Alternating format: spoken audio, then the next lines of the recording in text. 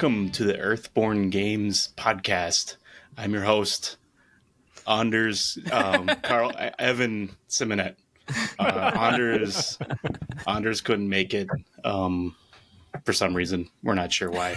School stuff, I guess. And so I am the interim adjunct. Does that work?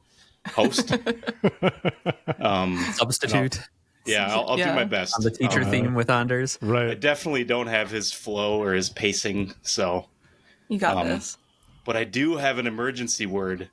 So if I say that, then someone else will swoop in and take over. So did we actually decide on one? I think like 3 got thrown out. I'm gonna go with one you said.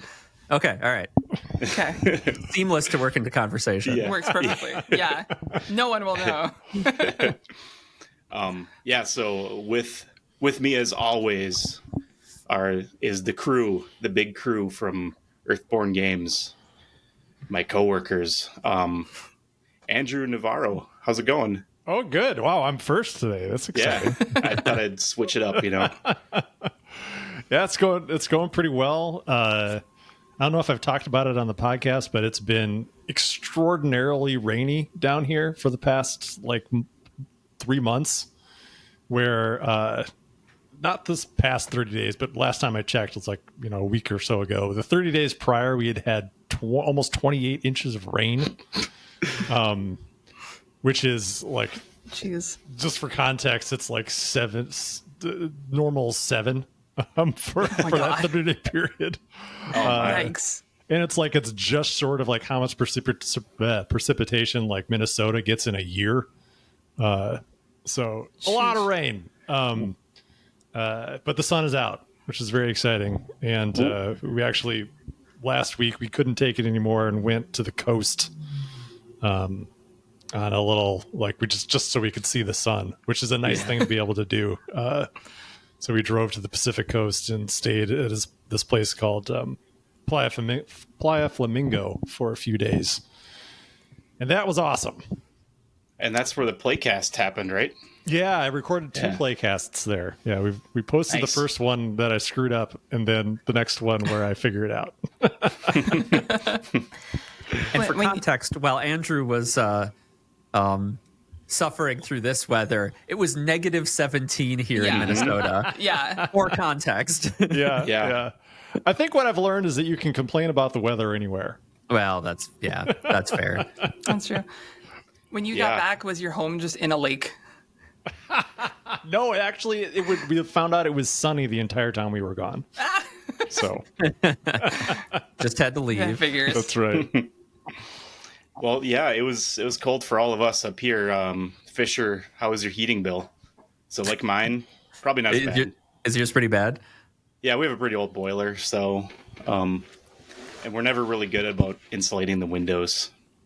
So we have an old converted attic, so we lose a bunch through the roof, but ours isn't terrible. My really good friend Matt, he has this big house with these giant 2-story windows, and I saw a glimpse of his heating bill, and it made me horrified. So I have nothing to complain about. That's good. It's looking at the Ark of the Covenant. Your work or at all. No. The cold weather. I mean, yeah. I feel like everything's slower here when it's cold out,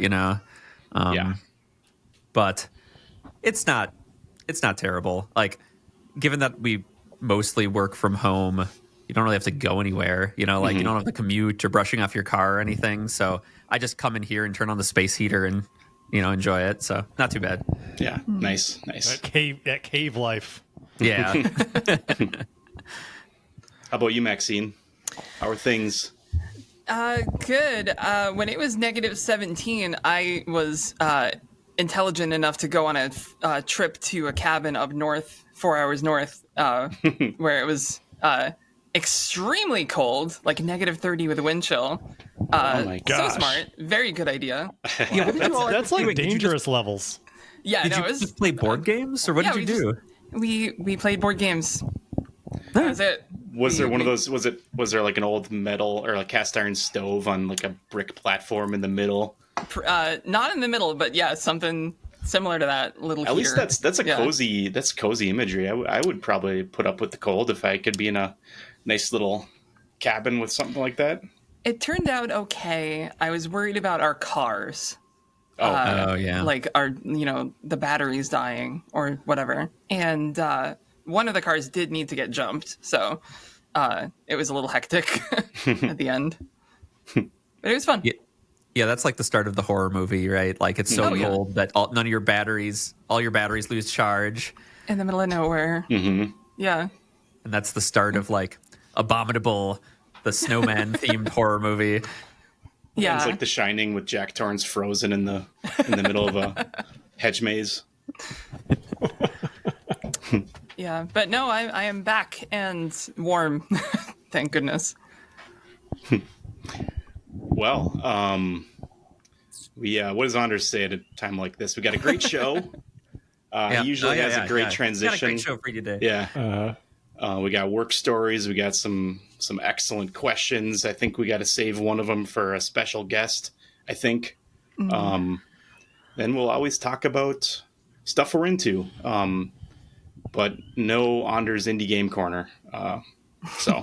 Do you have an indie game corner you could substitute Yeah, in? could we have Evan's indie game corner instead? You could probably guess what games I'm into. I do have an indie game that I could. Oh, really? I could do Andrew's indie game corner because I am Perfect. actually playing an indie game, or I could just talk about it in my normal spot.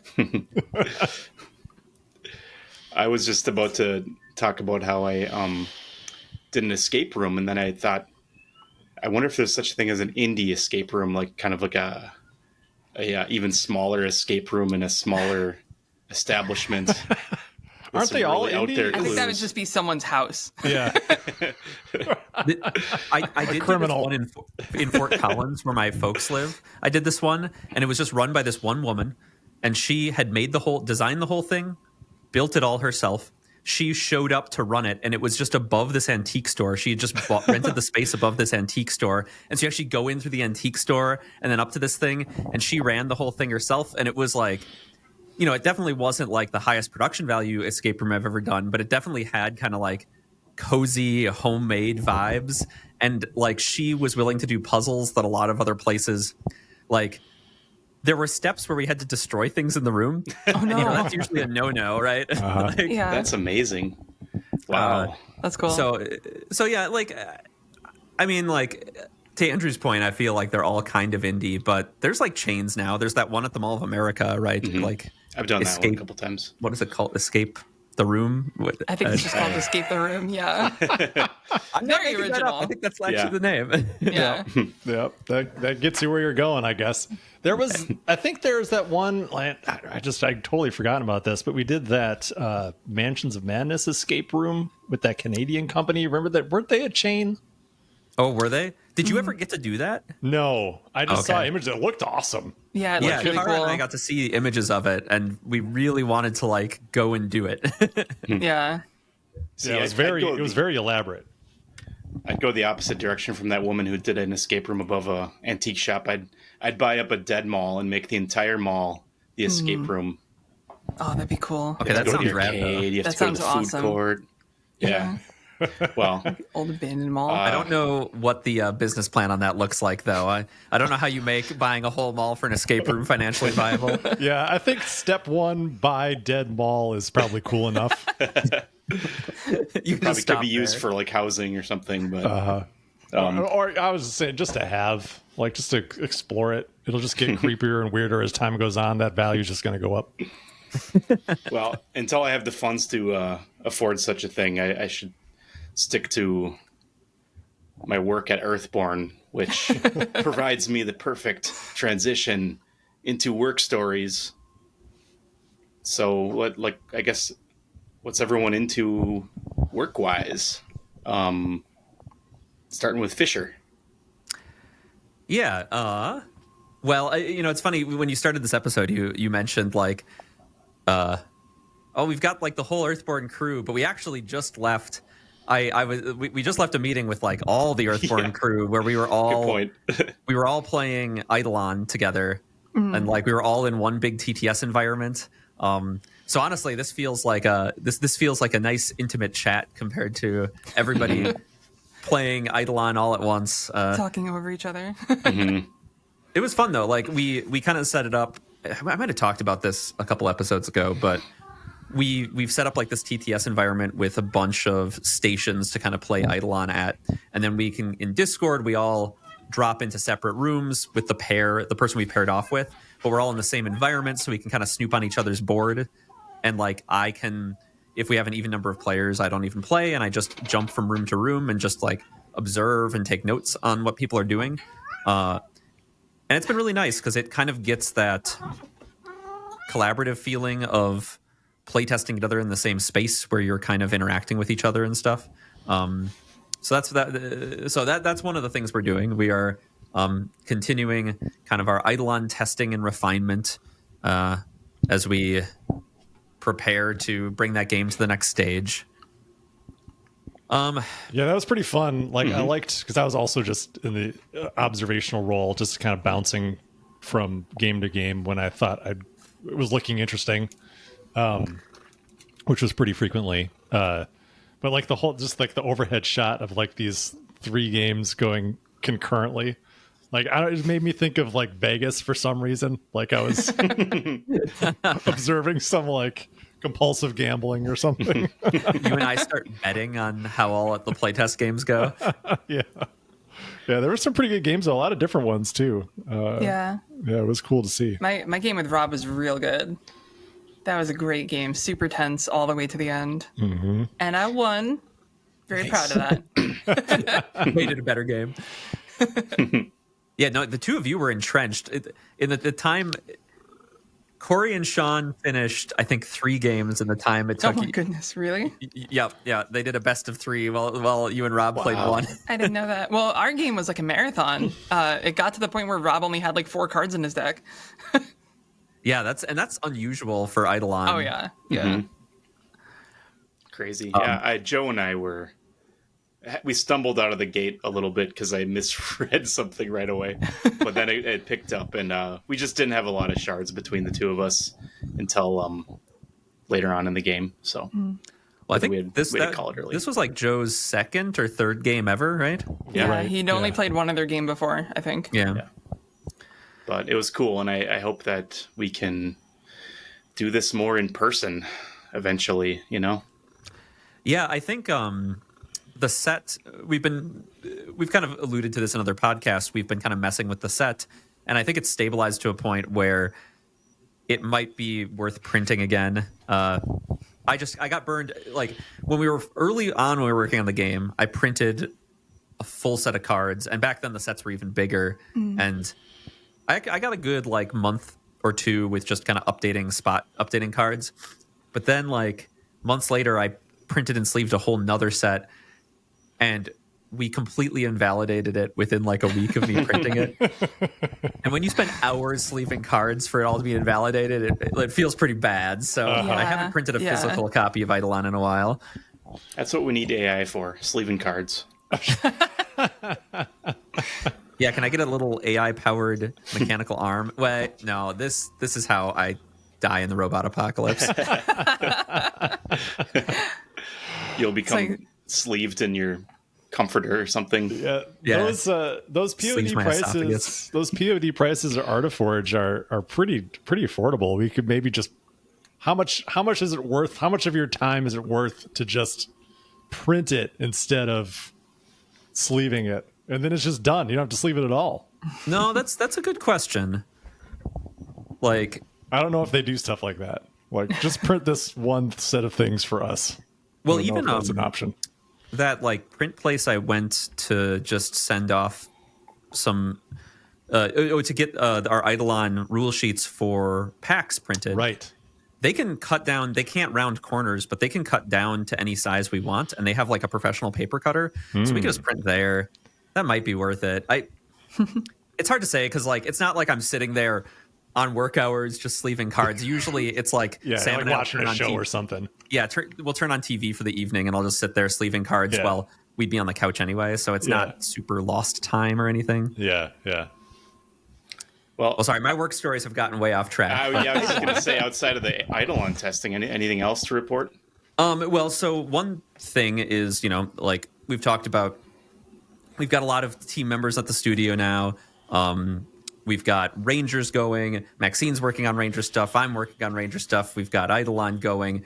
We've got other kind of projects in the work. That's another thing on my list that I can't talk too much about, but I've alluded to some other projects, unannounced projects that I've been kind of like, we kind of test out different potential projects, and so we've got a couple of those in the works. But with a lot of these different, we're trying to handle finishing production fulfillment for Rangers. We've got a lot of different irons in the fire, and so we kind of we've mostly managed, at a small team to just like manage our schedule through close communication. But at this stage, we're trying to kind of like solidify it into a more of a like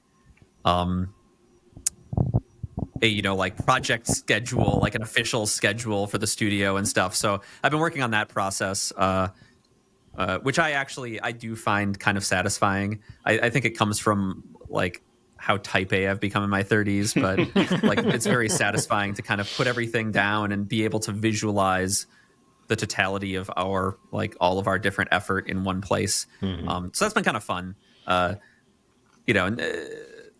Not as fun as making games, but still, it's been a gratifying experience, and so we're kind of rolling that out to everybody to kind of help keep us all on the same page as we're starting to work on more projects than just one Earthborne Rangers Kickstarter. Yeah, well, I am definitely looking forward to it. I don't like the hump of adopting a new system. It's always a little bit, I don't know, slow for me at first, but once it's rolling, I really appreciate it, especially now that we have the whole body of Eidolon artwork that needs to be tracked and accounted for once we start. Yeah, I think one thing to assure you of is that it's not too much of a system. That was one challenge that I'm sure other people, listeners who have worked with project management software in your jobs can probably appreciate, is some of these things get kind of monolithic where they want to like take over your life, right? It's like, we have everything. We have email, we have calendar, you can time block, you can like project manage, you have Gantt charts, you have Kanban boards, you have everything, right? Like, and like, we'll handle all your messaging, we'll handle everything. Your life is on here. And we own you. Well, I can, but like, you think of like it's a system, right? And that was one of the big qualifiers for finding something that was right for Earthborne, was finding something that wasn't going to just consume our lives, right? And like keep us able to be kind of flexible and creative and things. And so I did a lot of research into different platforms to see which platforms, because some of them are very modular where you can kind of turn off everything except just what you need. And so I think because of that, the approach we're kind of hoping to use for this is very kind of light touch. And the platform that we're using has, I guess, for those, we're looking at Asana is the one. For those of you who are familiar with these kind of platforms,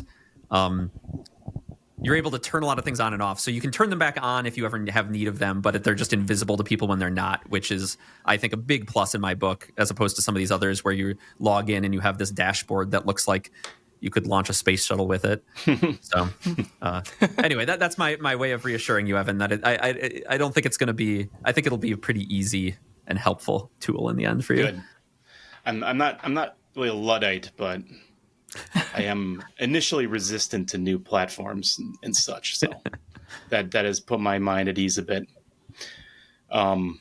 Anything else on your plate? I think that's about it. I alluded to some of the other stuff, but I don't think it is still nascent enough that we're not going to talk about any of that those other things yet. Cool.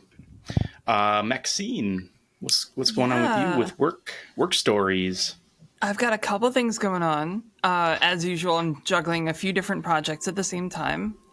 We're very deep in playtesting, So it's been really cool, like engaging with the playtesters. We have a really good group of playtesters that I'm super excited to like. Their feedback has been really helpful, and they've been talking a lot, which is great. And the latest set of cards that I've posted have been very engaging, I guess is the word to use. So that's cool. Super excited for Nice.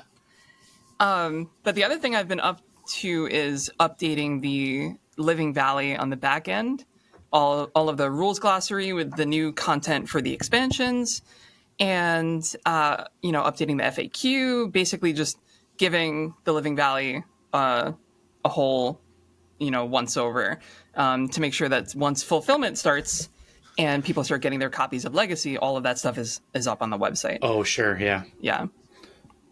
Excellent. Yeah. I was going to ask you a question about playtesting. What is the most helpful quality in a playtester? Oh, goodness.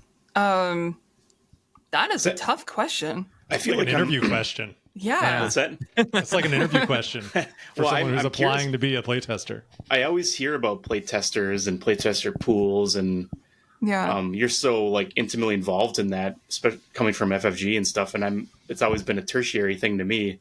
And I'm wondering, is it like a good playtester? Is it just constant communication, or are they actually finding like loopholes and things? Like what's the best Yeah. Well, thing?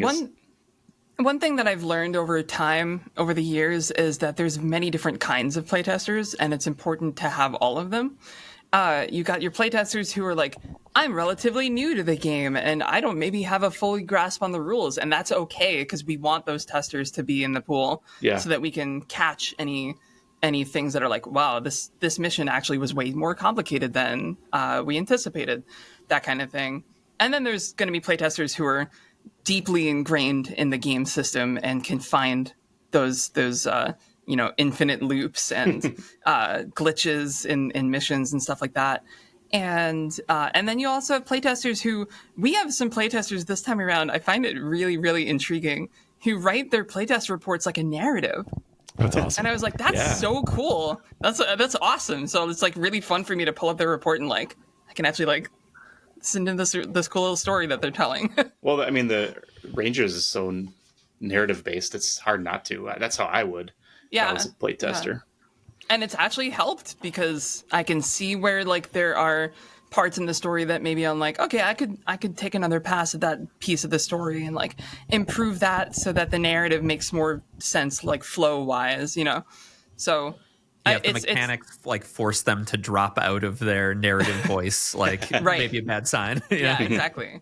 So like it's hard to say what like the quality, like the most important quality there is in a playtester. I don't know if there is one. I think all of those are valuable in different ways, and I think just like being active is probably like the most important thing. Yeah, That's what I was going to say. That's the one thing they all share. They active. Yeah. I think it's just cool that there's people out there willing to, play the game in this state. Yeah.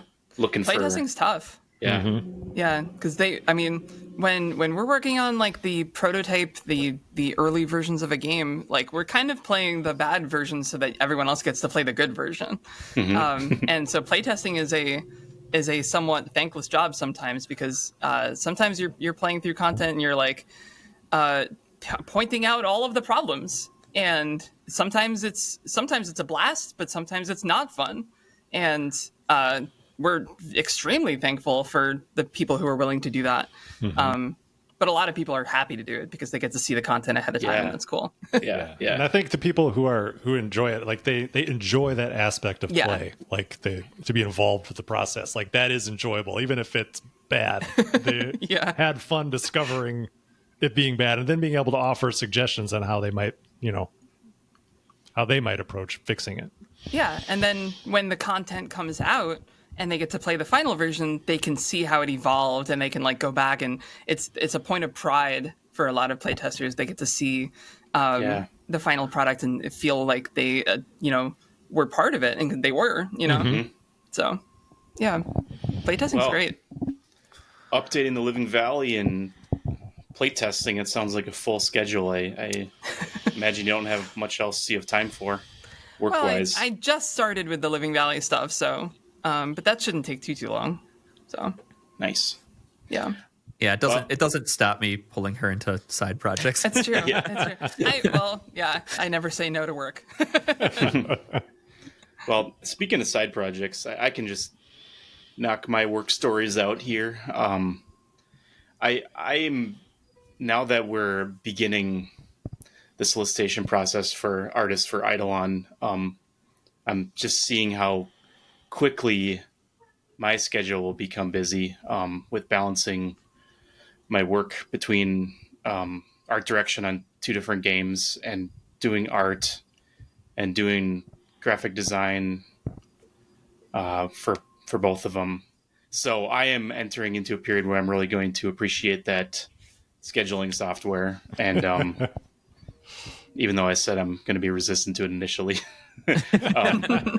And you got Rob too. Don't forget about him. yeah, that's true. And it's going to help with the way Rob and I interface too. So, because when Rob and I get on calls together to talk about things, we end up kind of they run kind of long. And that runs into the other things I have to do. But they're great. They're great conversations. I just all of a sudden realize it's 2 hours later. But I think the most exciting thing for me to touch on with work stories is that I feel like, Andrew, that we're getting really close on a final packaging design for Eidolon. Yeah. For the Yes. sets going Oh, forward. that's so excited. Yeah, it's coming Yeah. together. Yeah, it's really close. We've gone from way out there packaging concepts to just honing it in on something that is exciting, and I'm looking forward to. It shares some. Do I need to snoop on this? Oh, Or should I save it as a surprise? I think it's still it's a Photoshop document right now, so I think you need that. Photoshop. Do you? Yeah. I just try not to snoop on other people's stuff. Yeah. Zoe always used to call it like going into her underwear drawer. You know, like Yeah, she's like, yeah. don't go in my underwear drawer. I did do that a lot with art at FFG, like especially when I was working on Legion. I would get so excited for new units that I would just be peeking on art all the time. Me too. So, Yeah. Yeah. It's all right. It's all I right to can't look help at it. it I as can't long as you help don't it. mention it. yeah, I know. Yeah. or use it as a placeholder, because that gets real Oh, yeah. problematic. Yeah. Mm-hmm. Got to remember to update that, otherwise, I don't know. General Grievous might have too many arms by accident That's right. or something. Yeah, we're getting pretty close, Fisher. I don't think you need to snoop. I feel like we'll probably Yeah. have something that's pretty final here in the Yeah. next I'm week or two. patient. Nice. Mostly. But yeah, that's all.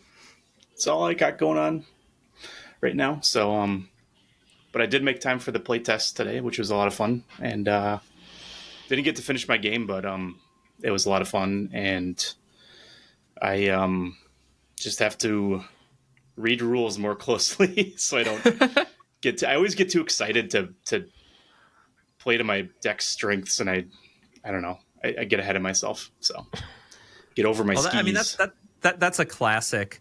The kind of wishful reading of the Yeah. rules, right? Like, yeah. that's an RPG classic, especially. You read it, you know, somebody reads a feat and they have how they hope it works, and that kind Exactly. of overrides their actual knowledge of the rest of the rules. You know, I'm the most delusional card player, because I'll have the rule set as I see it, and then if the person is kind enough to correct me. I think there's a few times Joe was just like, "Oh, okay," but then I realized later that I screwed up. Anyways, yeah, Andrew, what's going on? So for me, the last couple of weeks have been kind of continuing to fret over production, which has become my kind of standard. There's not a whole lot that I can do, but we put out an update that went over pretty much everything that has transpired since the start of the new year with our U.S. manufacturing.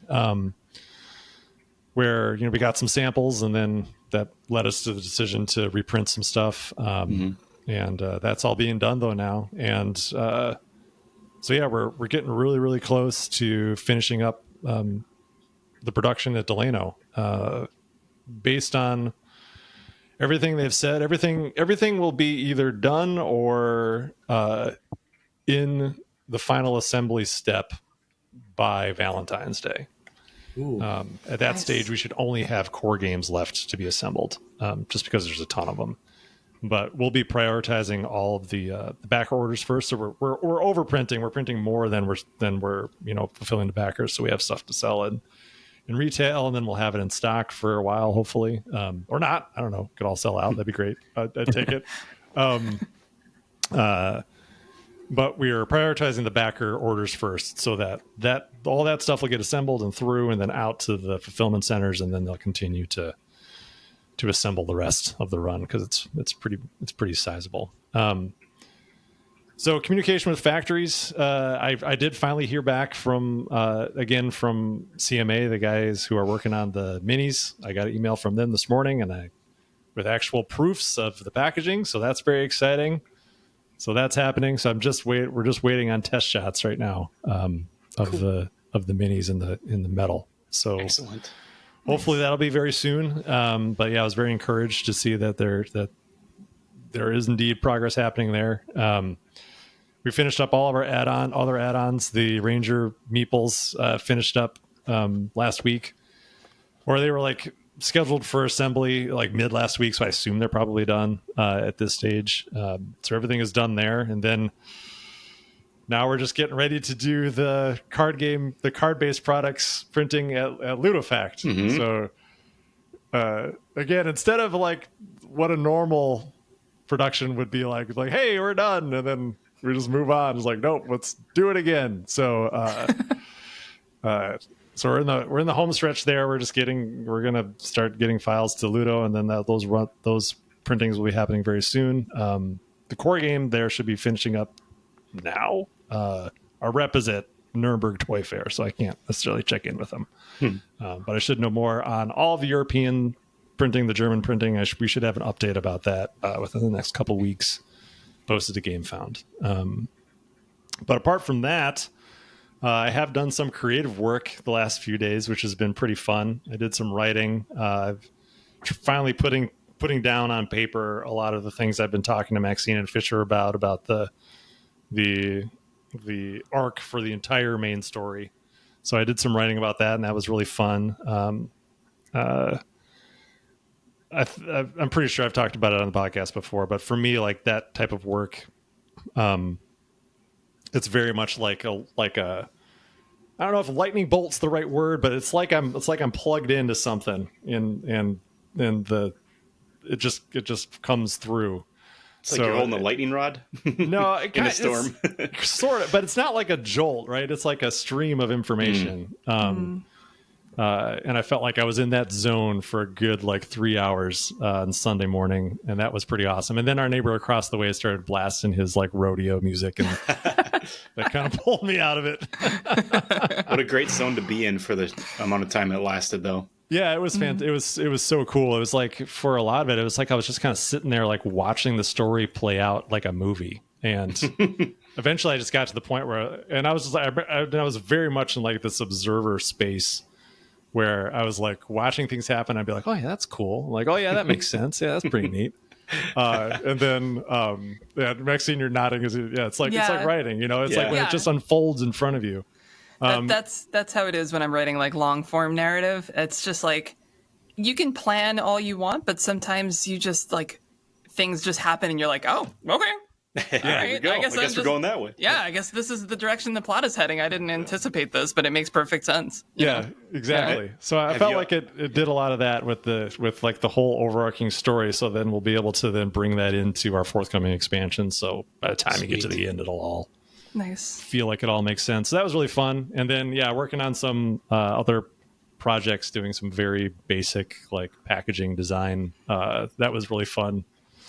Imagining what that thing could be. So we'll have more stuff to talk about eventually in that regard. Eventually. TM. Yeah, like that's a really tough thing about doing these podcasts is like trying to find the right time and place to start talking about the stuff we're working on. Yeah. Because we want to like create like a cool moment when we announce stuff, but we also, I think after a while people would get bored with like, yeah, we're working on a thing we can't talk about. Yeah. Yeah, it's so tricky because, like, you know, we could just talk about it all, but there's, you know, a lot of threads that, like, for one reason or another, we set down for a while or fully abandon, right? Like, we don't follow everything through. And so, you know, if you talk about these things and people get, when there's still a decent chance that they get dropped for one reason or another, and people get their hopes up and are really excited for the future existence of this thing, and then you drop it, like that could be really disappointing. Yeah. So like in those cases, the transparency, like, is it helping anybody? You know, like, is talking fully about this thing that is going to be set down actually good for anyone? I don't know. Yeah. But I feel like most of the stuff we talk about, like, is like we talk about in these instances, like when we're not talking about like the board game and ideas and things that we've been working on. Like maybe it's just enough to know that we're always working on new things and open to creating new stuff, and that is part of what we're doing. Yeah. One thing's for sure.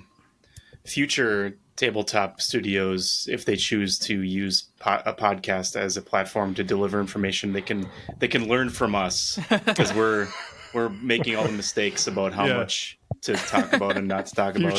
Future generations can follow our example. There must be other game studios that do this. I mean, I don't know. Maybe there aren't. Well, There's a bunch of people there are video who do game studios I know who do this. Yeah. Like Leader, I think Leader does like a somewhat regular podcast about stuff. And okay, that's cool. You know, I don't know. They don't always all follow the format of just us sitting down in front of mics and talking for a while, right? They don't talk about stuff they're into, I bet. Like we do. I'm sure they do. I'm sure you couldn't stop Cole from talking about things he's into. That's right. It is interesting, like how different the marketing cycle for a video game is than a tabletop game. Like video games, they announce their games like way early, like before they're even like they think of an idea and they're like, okay, we're making this game. Yeah, and it's it's kind of like announcing movies, you know, where they announce a movie that like this might happen, maybe so early that it gets canceled. Never mind. I mean, movies are even more so like that. Yeah. At any point, everyone knows exactly what phase any movie is in terms of like production, filming, you know, like reshoots. Yeah. But that's not the case with a lot of other industries. It's interesting. Yeah. Mm-hmm. Well, is that everything you're? Yeah, I think that about does it. Nice. Not the best transition for me here. I apologize. You're good. I'm just going to own it. We are now entering the questions phase. The Q&A. We don't have a topic yet.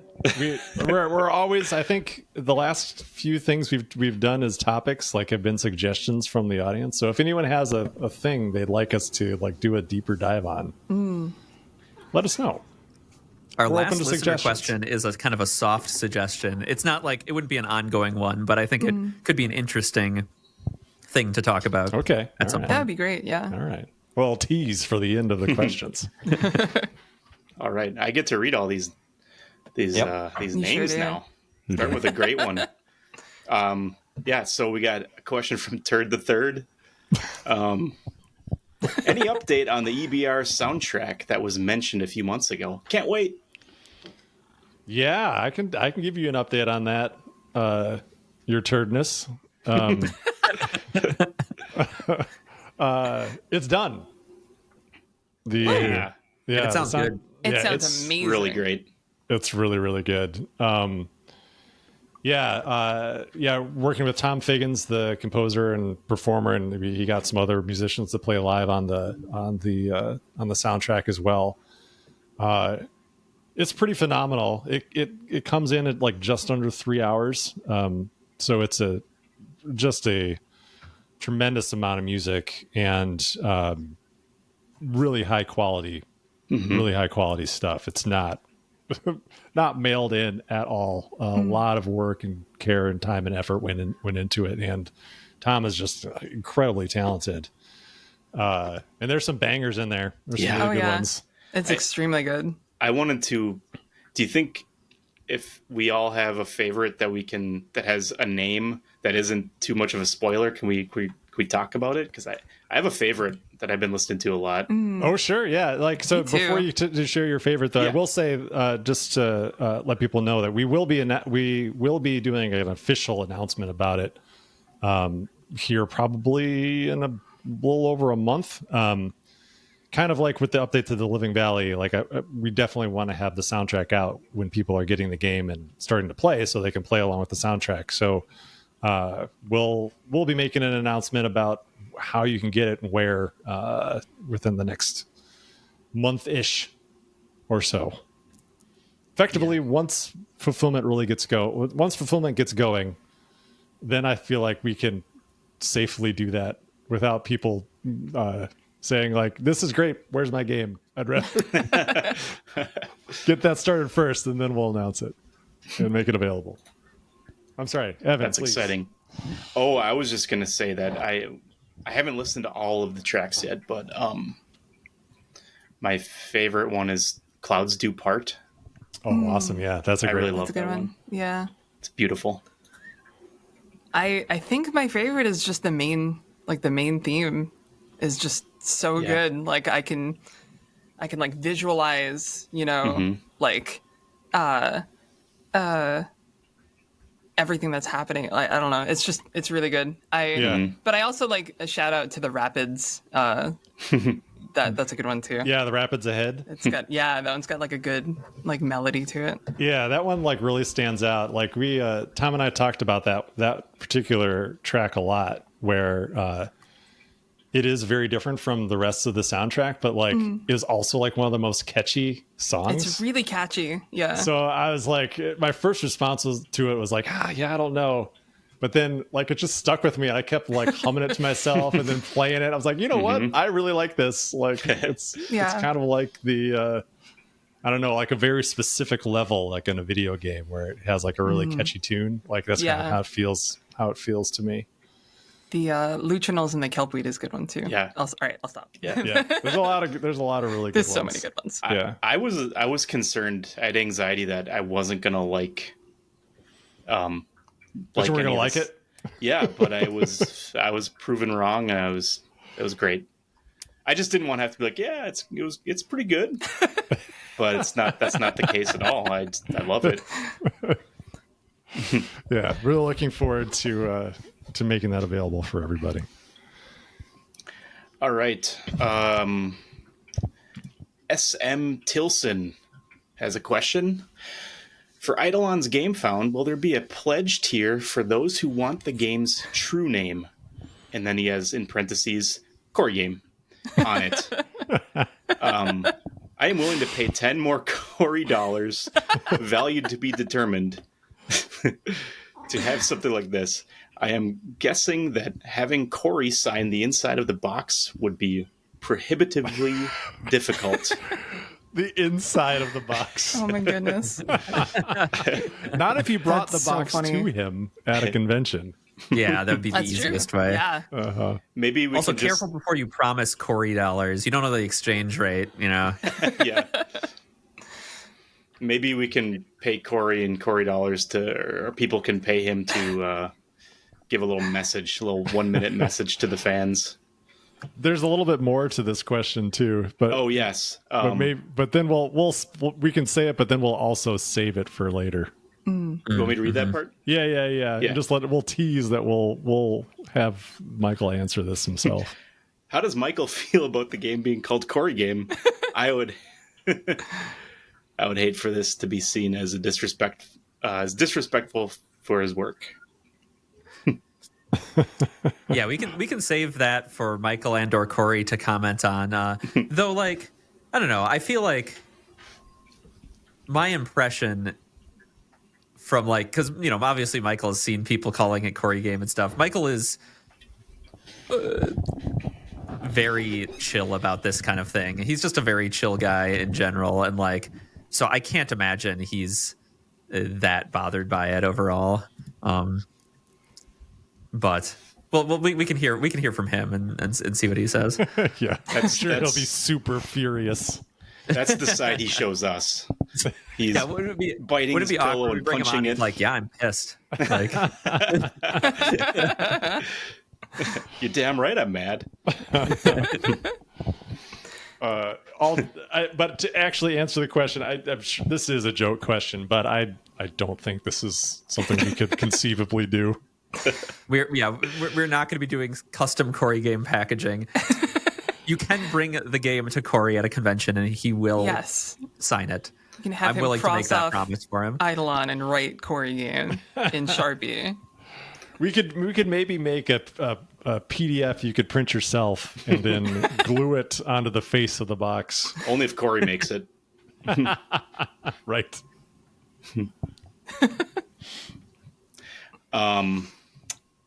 D-Cheds, if I recall correctly, in a previous episode, MJ had mentioned being into tarot. If you had to construct a tarot deck from Path and Ranger cards, which cards would be included? Yeah, so I am extremely into tarot. Actually, it's funny that this question comes up because I just did some unpacking and found my old tarot deck from like high school, which I had been missing for a very long time. So I was like thrilled to have it again. That's cool. Yeah, I'd been thinking of like, all right, should I buy a new tarot deck? Like, I don't know. And then like, here it is. Great, perfect. But as far as like, if I had to construct, first of all, a tarot deck, like an Earthborne Rangers themed tarot deck would be awesome. That would be so cool. I can easily see what some of the major arcana would be. It would take a while for me to get through all of them, but like there's the Fool is like all about embarking on a journey. And there's a character in one of the things that I'm working on right now that would fit that really well. Like, being inexperienced and like kind of embarking on this journey. I could see like, the Hermit could be Ale, and that would be super fun. Yeah. Yeah. There's, a lot of like, I could see like the Chariot having like Aatroxes, like instead of horses, like that'd be super cool. And then as far as like the suits, I mean, cups could be like, oh man, like one of the cups, cards could have like Nal's bowl that she like scries into. Cool. That'd be super cool. Yeah, I need to think about this more because that's interesting. The pentacle / coin suit would be the tough one because I don't know what the equivalent would be in Rangers. Biomelds. Biomelds, yeah. The 10 of biomelds. But yeah, that'd be super cool. What role do those cards kind of play? Like what's their the pentacles and cups? Yeah. It varies greatly depending on the particular minor arcana. Like they all have individual meanings, and also like it's tough to say because different decks take it in different directions as well. Because part of tarot is interpreting the artwork as well as the theme of the card itself. So like a 10 of swords in one deck might actually be a little different from a 10 of swords in another deck. Although they do have like a general kind of theme. But some decks abandon those suits altogether and come up with their own suits. And then in those cases, it's like, who knows? But well, I will admit I don't have all of the stuff like memorized. I use a booklet for the most part, or like consult the interwebs. I used to have it more memorized, and it's been a long time since I had stuff memorized. So I like how tarot cards seem when you flip it over, however it works. There's like, oh my god, I drew death, but it's like no. In this instance, death means transition or something. Yeah. Well, death actually, the death card in either orientation isn't necessarily like doom and gloom. The death card in the upright position is about change and transition. So Yeah, I like that about the deck. This is the yeah, I guess the shock will wear off after you kind of learn it, but I mean, there's so many Yeah. things that seem ominous, and then once you learn how to read it, you're like, oh, that's actually pretty cool. Never mind. yeah. Like the tower card is the one that's the one with a negative connotation, and I almost kind of want the tower card to be Spire, but Oh yeah, it would have to be Spire like broken or something, you know? It could just be the fractured wall. Oh, yeah, I could see that. I like that. Maxine, have you heard? There's a Kickstarter I backed like 4 years ago for a square format deck of cards. They're not tarot, but they're like oracle cards. It's called the Mercury Oracle deck. I haven't heard that. Oh, I've I'll look it been up. waiting anxiously for mine. It's got some really cool graphics, and I was curious what your That's your cool. take is on that when you see it. I will take a look. There's a way to use them, but I haven't really read through how they're intended to be used. But I signed up just because they look so cool, and Oh yeah, they're pretty. yeah, they're really That's cool. really cool. Yeah. The Mercury tarot deck Oracle. that I've been looking at is it's called Eldritch Overload, and it's like a cyberpunk. It's like a hollow foil cyberpunky kind of Cool. tarot deck, and I'm like, it's so cool. Yeah, But it's like Yeah, $100. that's very on brand. Yep. Yeah, it is. all right. Well, we got a question from SM Tilson. Another one. Oh, did I read one from Yeah. him? From them? Yeah. Yeah, no, SM Tilson had quite a few questions. I curated it down to a couple for this episode to make sure other people got their chance. Usually after a podcast finishes recording. Oops, I just screwed something up there. I don't even know what I say, and then when I listen to it, I'm like, oh, okay, that's what I said. So it's just it's like that times two. While I'm the host, so apologies for You just like out of body experience right now. I'm on autopilot. Okay, question number 2 from SM Tilson. The setting for EBR is quite optimistic and hopeful. Is this going to be common to all games that EBG produces? Most sci-fi settings that come to mind when I see Hub World Eidolon art make me think of something that is at least slightly dystopian. I think Nandrew expressed he wasn't a huge fan of that overwhelming tendency, or at least thought it was overused. I'm curious if there is less optimism implicit in the tone of Hub World Eidolon's setting, or is this just me projecting? Well, that's interesting. There's less optimism. So I think we've talked about this a little bit, where like doing it. So in Earthborne, the Earthborne setting, I think like that optimism, that hope and optimism is really important to embody. But I also think it's important to keep that in mind with everything we produce. So it's not that each setting needs to be like this glimmering utopia, which is, I think, how the world of Earthborne Rangers is largely viewed. Though I think when you examine it more closely, you can find that it's not a utopia. It's just pretty awesome. There are things that are difficult. There are challenges to overcome. And I think one of the goals of Earthborne Games is to not follow like traditional stories of humanity, really, when it comes down to like not fighting over like limited resources, or not like having nations going to war and there's always that type of thing happening in the background. And I think the getting away from those stories or framing them differently is something that we'll always look to do. And that was really a lot of what went behind the theme of Hub World Autoland and kind of how it got to where it is. I think calling it dystopian, though, or like at least somewhat dystopian, I think you could probably find dystopic elements of it, and those are definitely things that we're exploring. But I think the lens through which you'll be experiencing the world won't shove it down your throat and make you feel depressed. But hopefully it'll still get you thinking. All that being said, there's going to be a far less like overt storytelling in this game, like prescribed storytelling. Most of the stories will be just told through the action on the table.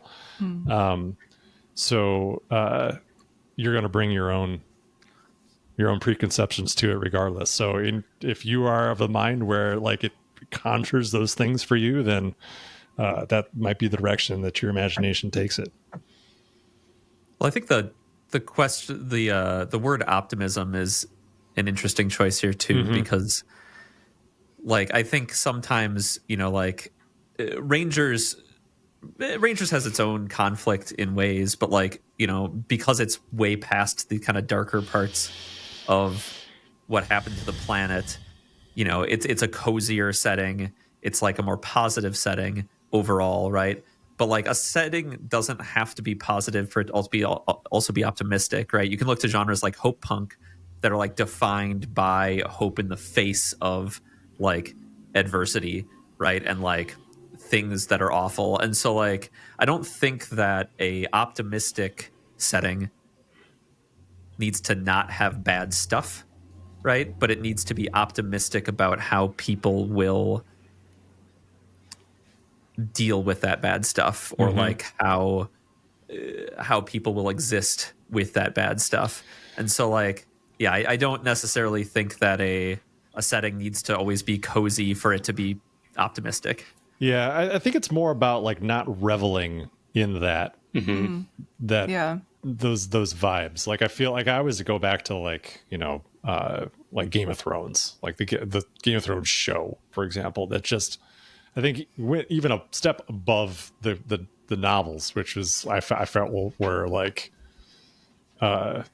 reveled in the worst parts of humanity enough, and then they added more on top, and that was like you were just like the misery was the entertainment. And I think we can guarantee that will never be what we do. So like, even if there is something in the setting that might be something to overcome, or something that I think you could look at as objectively not great, that the way that we'll treat it is we won't roll around in that like a pig in poop. So there's hope punk, and I wonder if there's misery punk on the other end, or maybe I that's don't just. I don't think cyberpunk. misery is very punk, Yeah. right? Like it's not punk to be just be miserable. Yeah. Yeah, I mean, I feel like that's cyberpunk, though. I mean, that's what cyberpunk is, really. Yeah, that's fair. I like nothing is really good, really. Right. Yeah.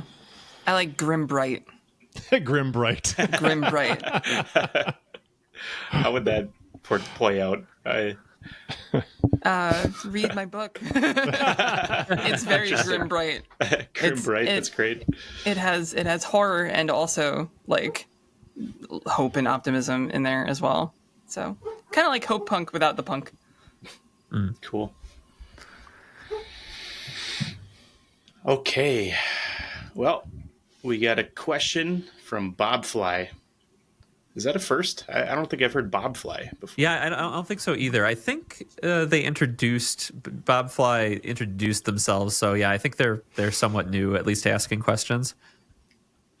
Well, Bobfly says, the playcast has been really cool. Would you consider doing a post-mortem of sorts on your characters, inspired by Andrew's discussions during character creation, maybe?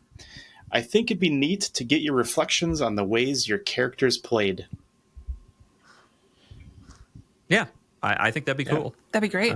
That sounds like a great topic for a podcast.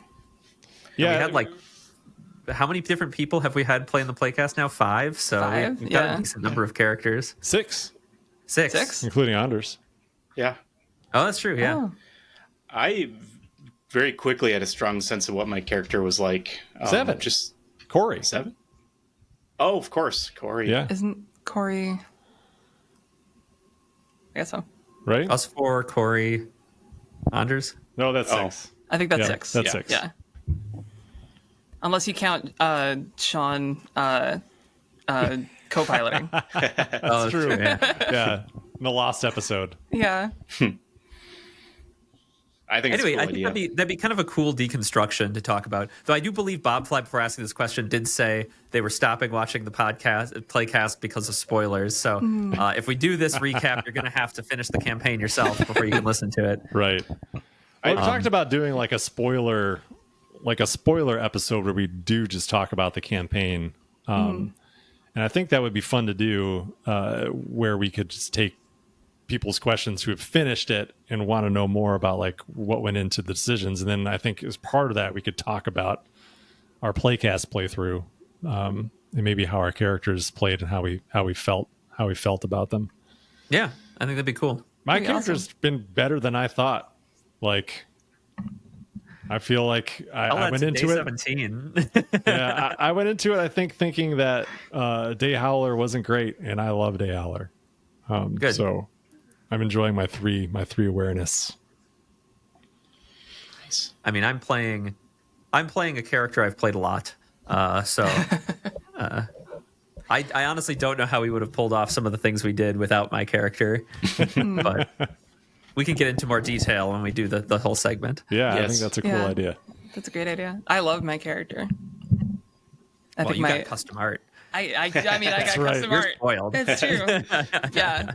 That art that Evan made that I use everywhere now because it's awesome.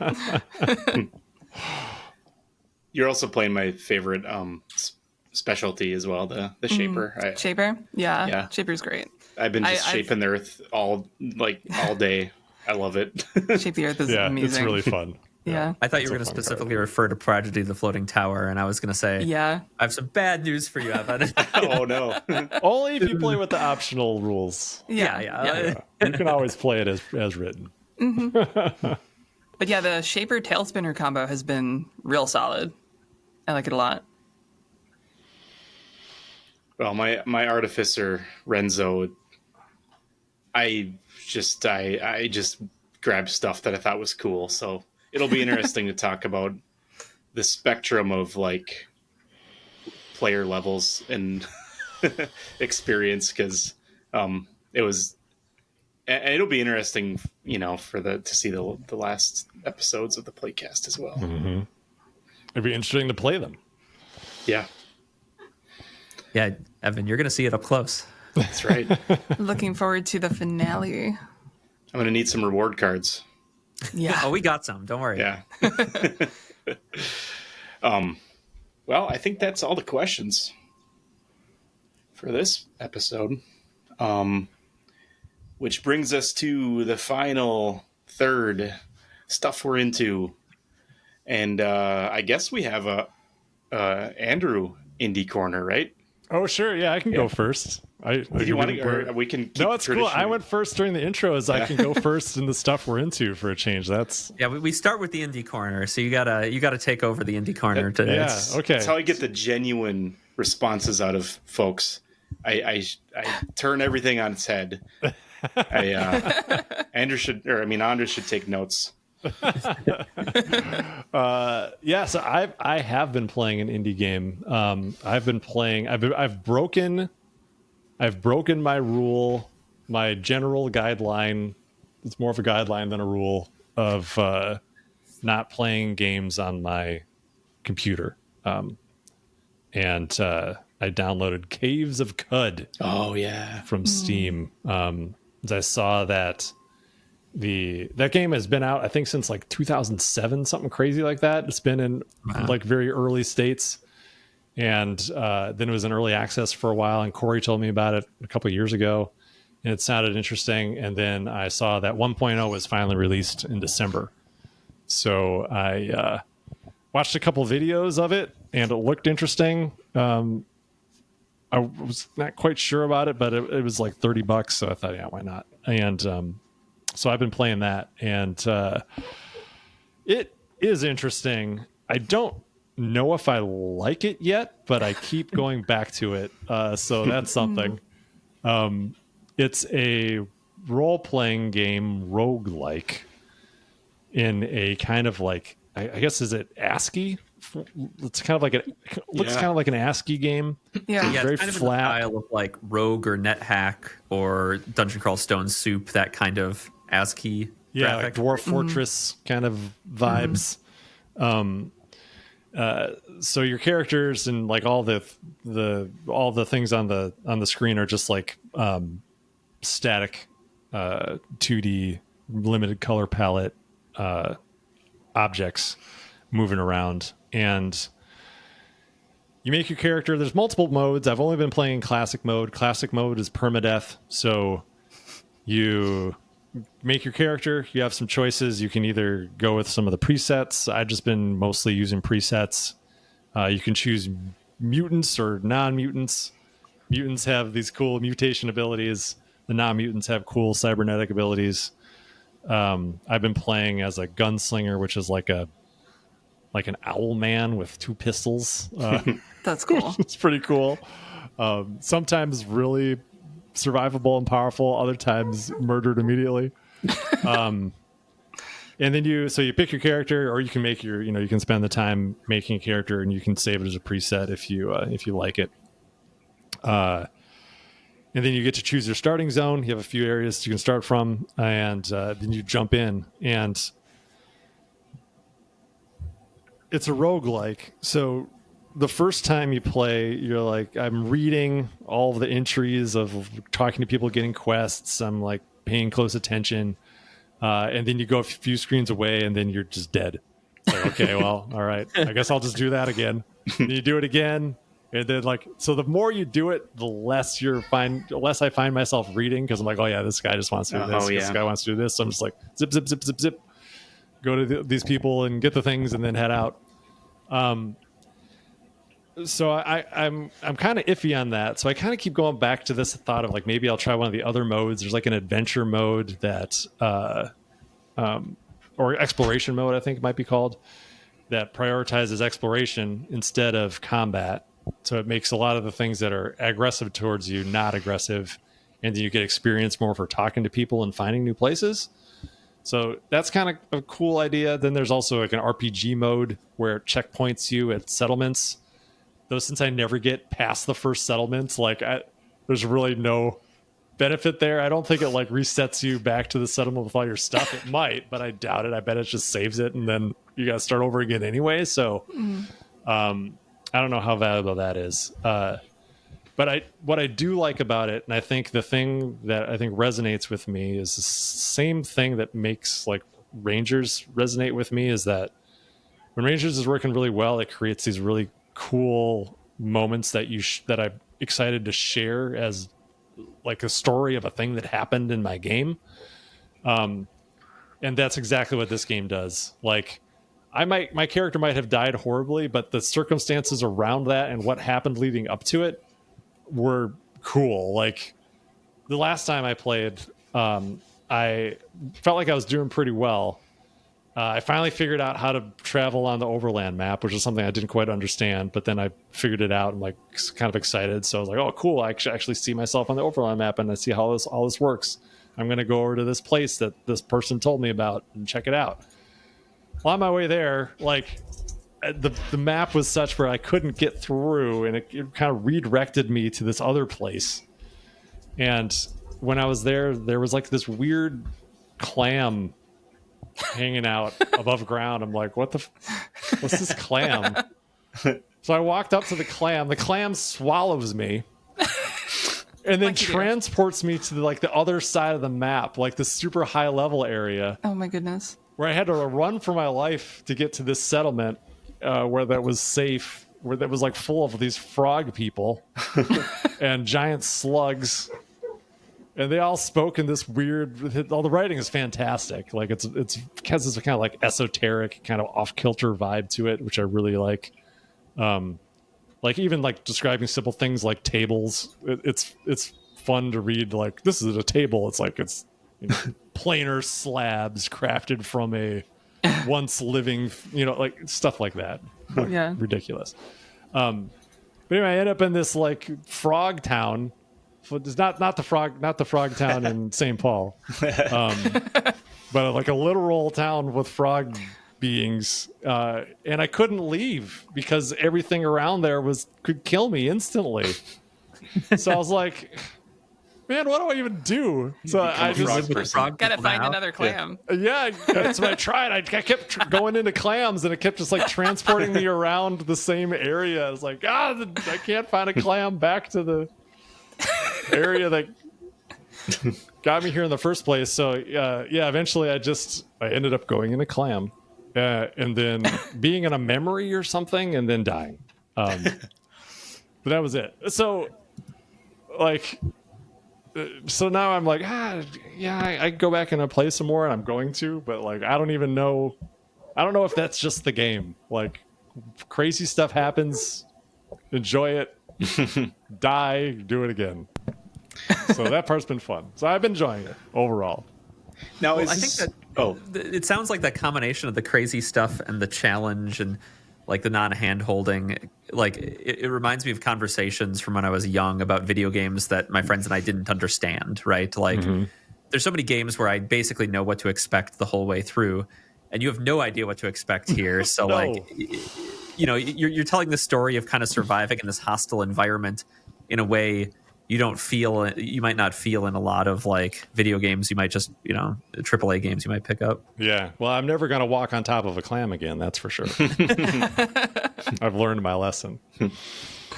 Is there an amount to that game that's procedurally generated, like beyond just the terrain? Like are histories and dialogue generated randomly? And no, a lot of it's authored. There are portions that are randomly generated. There's lots of books. And there's a couple different categories of books that you can find. But some of those books are like procedurally generated. They have like little snippets of text that's kind of just gibberish. But I like reading them anyway. It's just a couple lines just to see what comes out. And I think all of the areas outside of like these like anchor points in the map are procedurally generated, so I don't think it's the same thing every time. But that's what I've noticed, at least. The settlements, like the beginning settlement of the like start here if you're a beginner, like that is pretty much the same every time. Though sometimes there are differences. Like the last time I played again, like I was looking for this guy who I knew gave me a quest, and I was walking around the map. I couldn't find him, but then I ended up like finding a house that the door was open, and there was this blood puddle in the house, and it was like nighttime, so I was looking for a bed to sleep in. So I found this house next to the blood puddle. I went to close the door to the house, and it said can't close the door because of the human corpse in the way. I was like, whoa. Really buried the lead on that one. Yeah. That's funny. So like, because I didn't even think about it, like it gives you this little thing. It's like you walk by a blank, and I was just going through the door. I didn't think to look over because you couldn't see the corpse icon. But so I was like, oh, that's what happened to the guy who was supposed to give me the quest. I wonder what happened to that guy. Never found out. He was just dead when I spawned. Yeah, maybe he spawned in the door it's like and died. There's a story happening without you. Yeah, I like that. I wonder what ASCII characters they used for a corpse in a doorway. I'm curious about that. Yeah, I don't know if they actually use ASCII like back Looks similar at the beginning. Yeah. Yeah, it's just like a blood splatter. It's like a tomato splat. Yep, so I've been into that. The other thing I've been into is playing catch with Sam.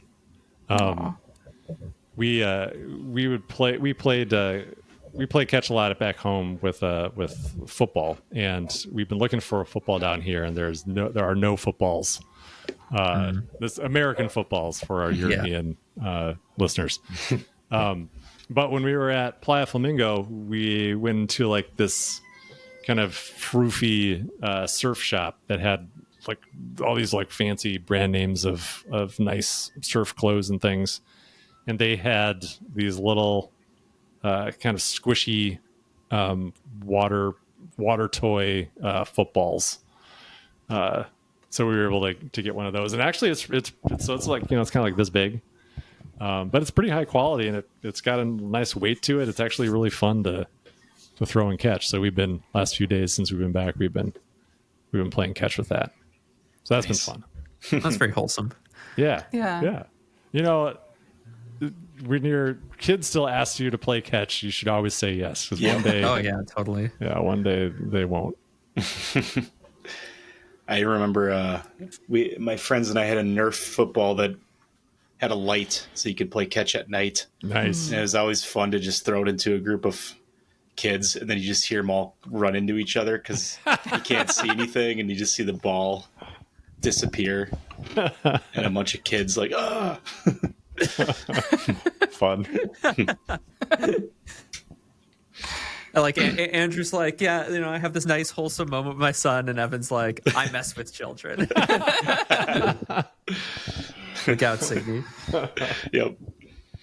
Well, I definitely won't force her into any sort of sport or anything like my dad did with golf, because that never took.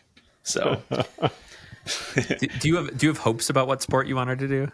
well, be kind of cool if she got into karate, I guess. But like I said, I'm That's not cool. gonna force it or anything. My parents forced me to do a lot of extracurriculars, and yeah, it's not fun to be forced to do stuff you don't want to do. Yeah, I know.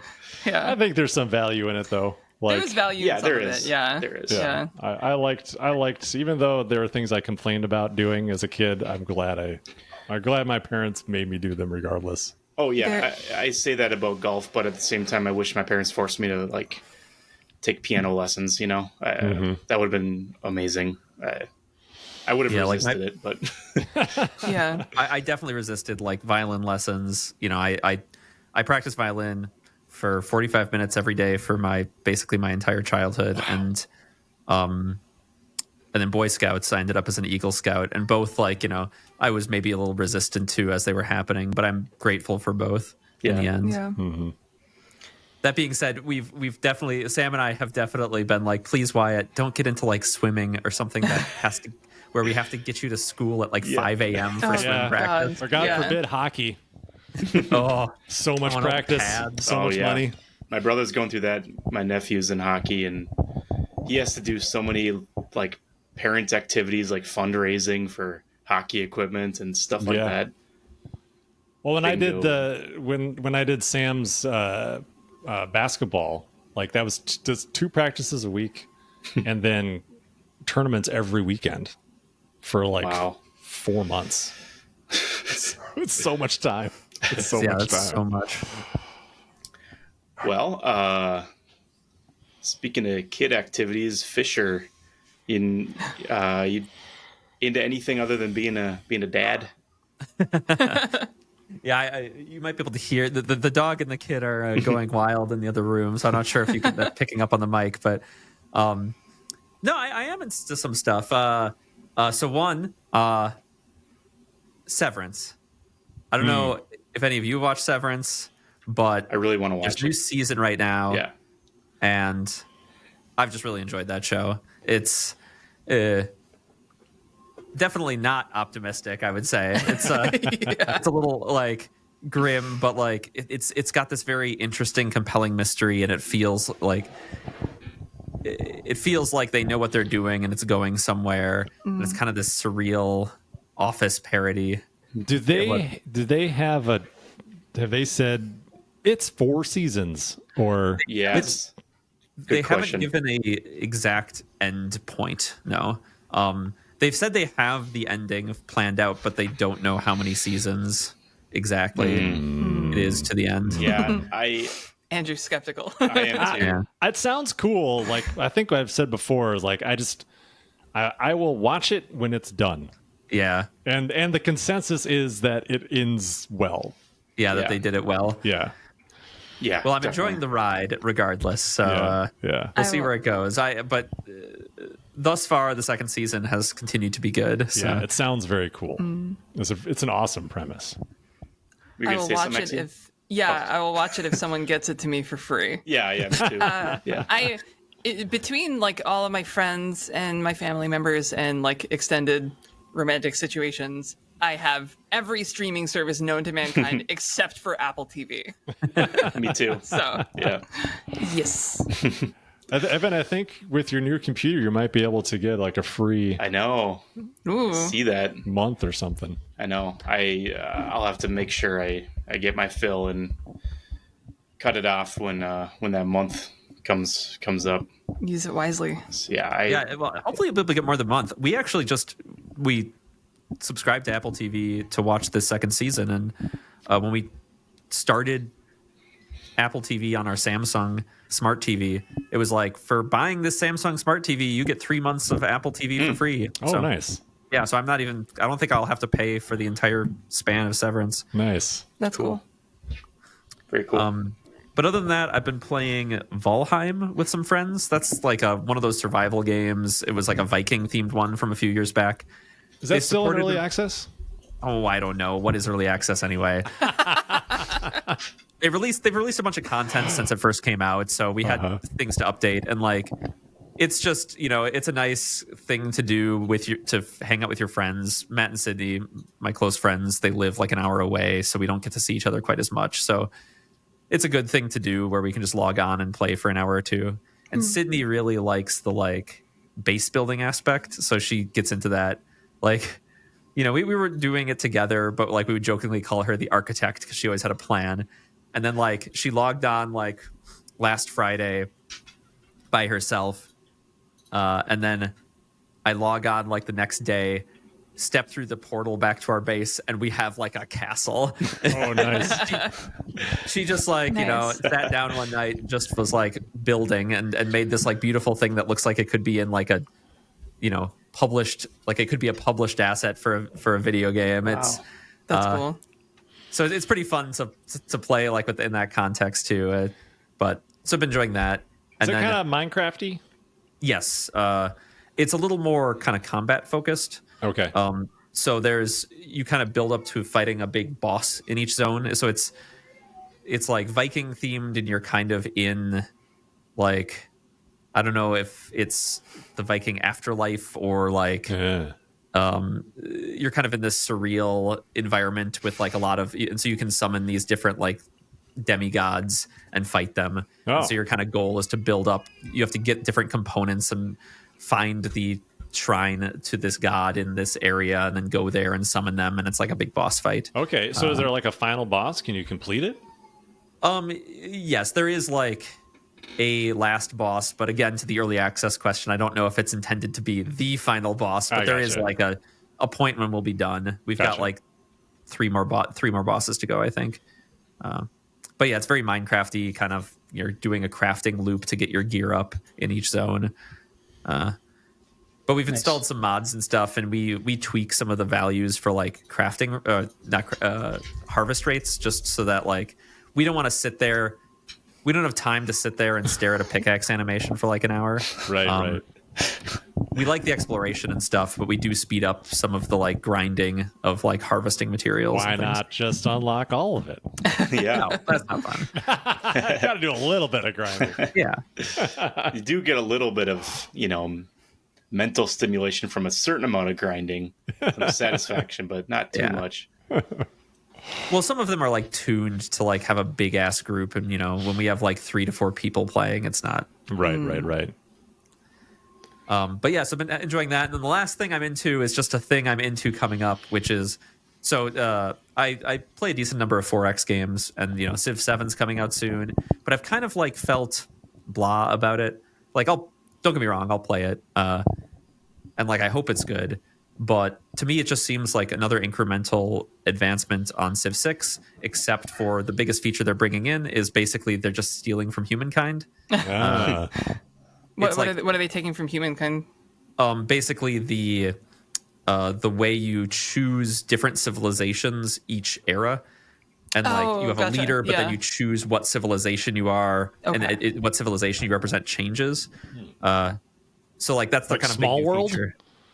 A little bit, actually. A little bit, yeah. Historical Interesting. small world. So I'm okay. I'm like kind of excited for this. So that's not the thing I'm into. The thing I'm into is that while I was having all these mixed emotions about Civ 7, they announced Endless Legend 2 got announced.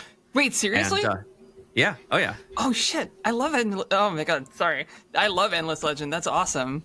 I need Tell to me look this up. all about Endless Legend. Yeah. I've never heard of this before. So it's another 4X game. It's by what's the studio? Is they called Amplitude? Something like that. So they've made a bunch.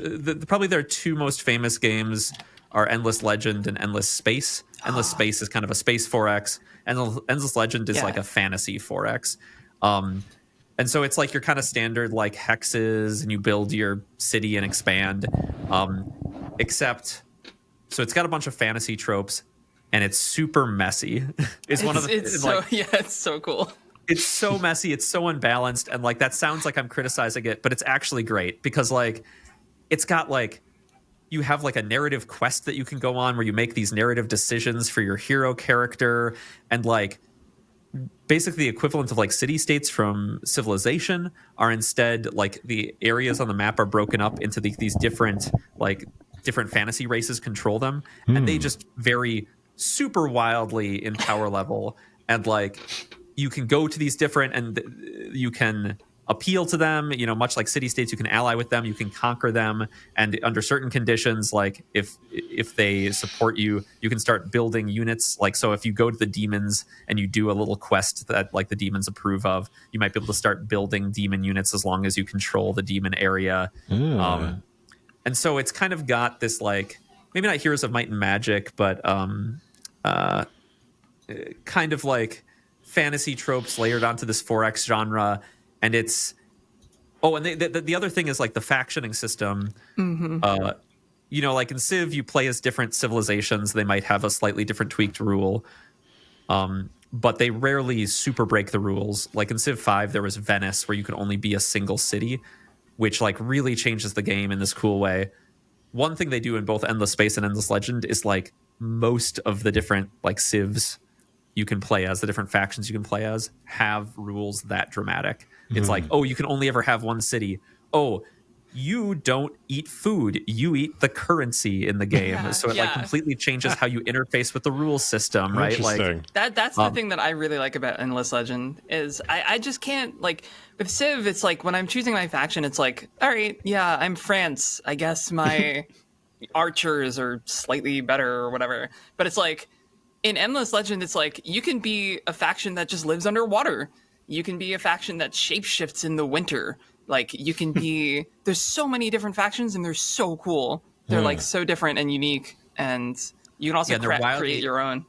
They're is cool. wildly asymmetric. Yeah. And so when I like I say up front this slightly critical thing that it's messy, but it's one of the things I love is like every time we play like a multiplayer game together, it's like this completely wild and different experience where like our friend gets trapped behind like the NPC demons and just cannot beat them, and so he's like stuck in this mountain pass while these other people like are like collecting allies, and like it's definitely not as like balanced or as streamlined as Civ, but that's almost makes for, to your point about Caves of Cud, makes for kind of more fun stories that you can retell at the end of it. So I have high hopes.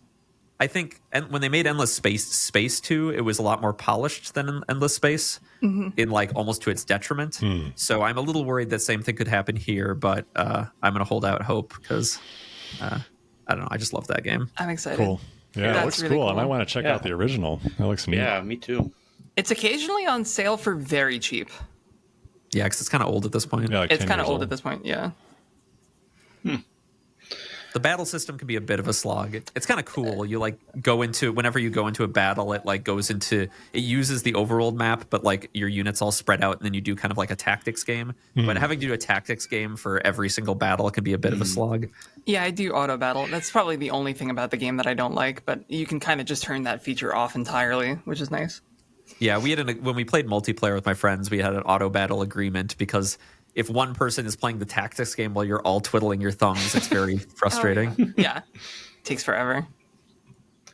I just figured the whole game was combat based, but What, it's more of just expanding your kingdom or something, or It's a lot like Civ. Like if Oh, you've okay. played Civ and you go into Endless Legend, you'd be like, oh, okay, yeah, I recognize a lot of what's happening okay. here. It works a lot like Civ, in terms of the way the currencies work and population works and stuff like that.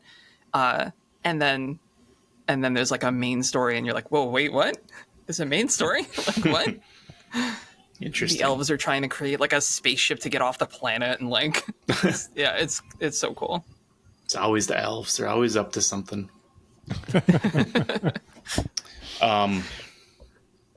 Well, Maxine, what you got? Anything you're into these days?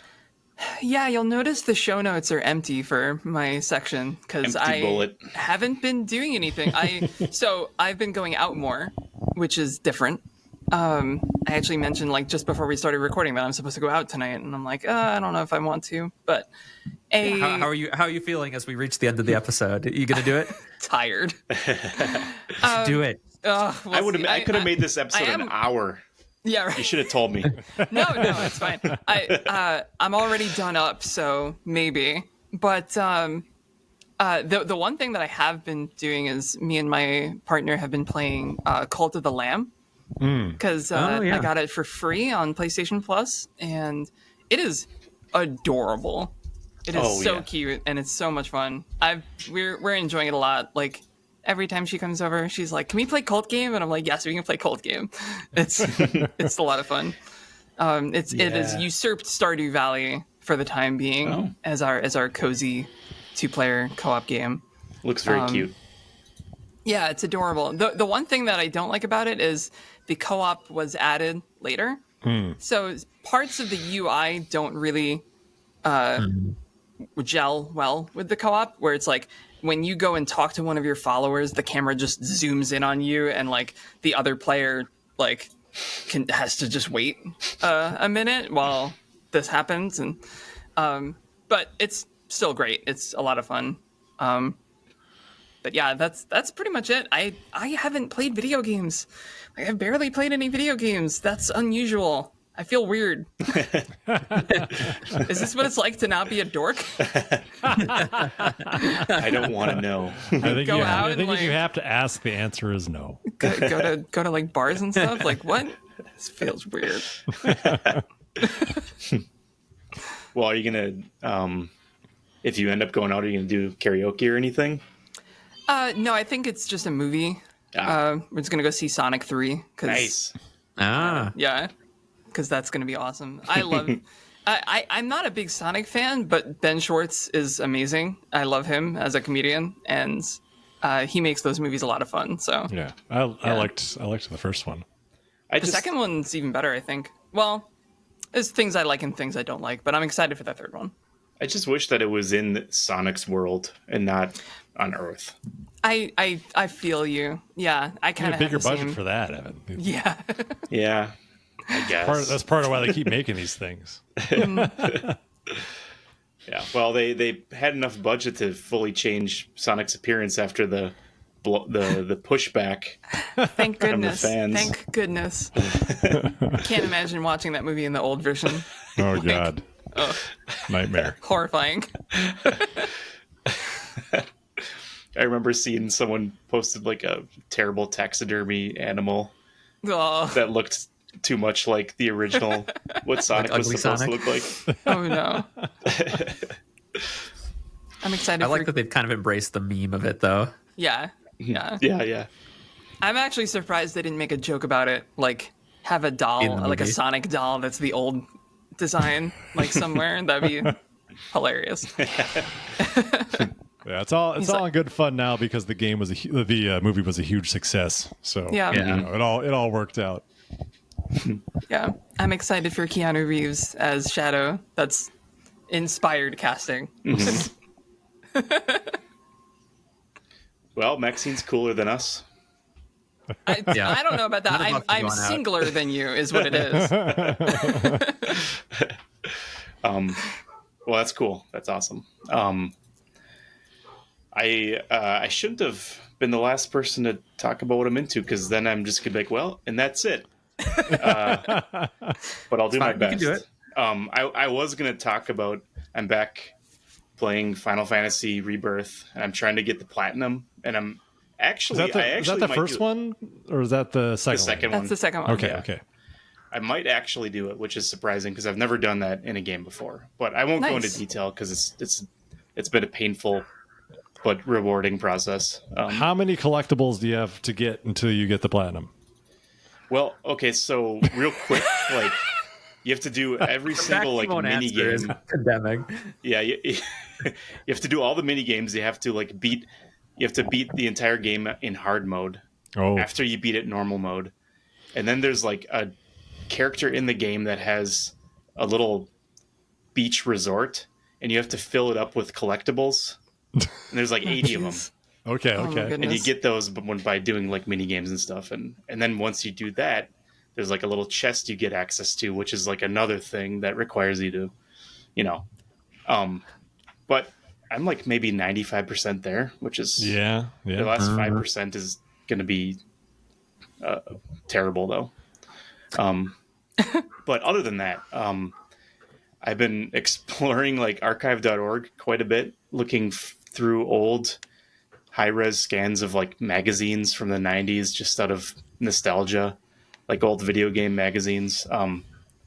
It originally started because I remember back in like 96 or something in junior high, I saw a little piece of art in a magazine, a video game magazine, a little ornate like blunderbuss um rifle with like this cool like ornate ironwork on the stock and the barrel and stuff, and it just like it has always stayed with me. I don't know why, I just thought it was really cool, and I've always been trying to find it or remember what game it was for. I think it was a JRPG, and I realized that I could just go through archive.org and like look at old magazines that I might have seen back in the day in the particular year. Anyways, I finally found it. Oh, you did? It's Oh, not, did you? Wow. It's What's it not from? like what I remember. You know how you kind of see things through rose tinted glasses or whatever. Uh-huh. So yeah, it was very unremarkable after I found it. Oh, that's But fortunate. I have opened I've just been like going through archive.org, like playing old games, because you can play like there's like emulators to play old PC games and stuff. Oh. And Rob was telling me about an old game called Loom that he played. So I can play that apparently. And it's a lot of fun. If you're ever feeling nostalgic for old ephemera and media, like it's the place to go. And you can also read like comics and manga. Nice. So So when you say you explore it, like, are you just like finding out about something from somebody like Rob and just going and finding it on Internet Archive, or do they have ways to kind of browse the website and search, like, kind of stumble onto things? Yeah, users can create collections, and the collections have tags. So if you're searching for things, you might just be directed to a big collection, and that collection might have a lot of ultra specific things or just a broad selection.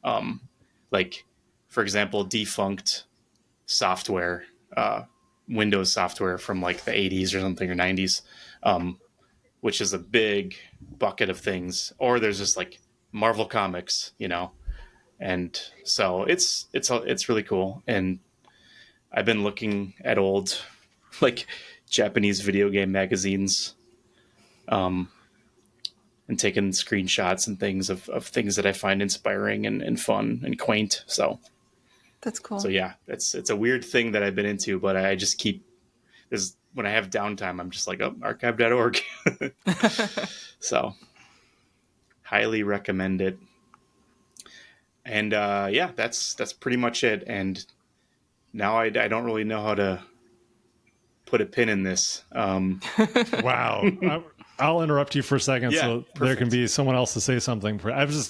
I went to Internet Archive, and like my first thing I thought of was to look up the old, like the very first business I ever formed with my brother back in the 90s. Yeah. And our website is there. Yeah, it's been archived. Yeah, it's Wow. crazy. I was like, wow, that's something that exists someplace. That's fascinating. I wonder if the website I used to write for is on there somewhere. I bet it is.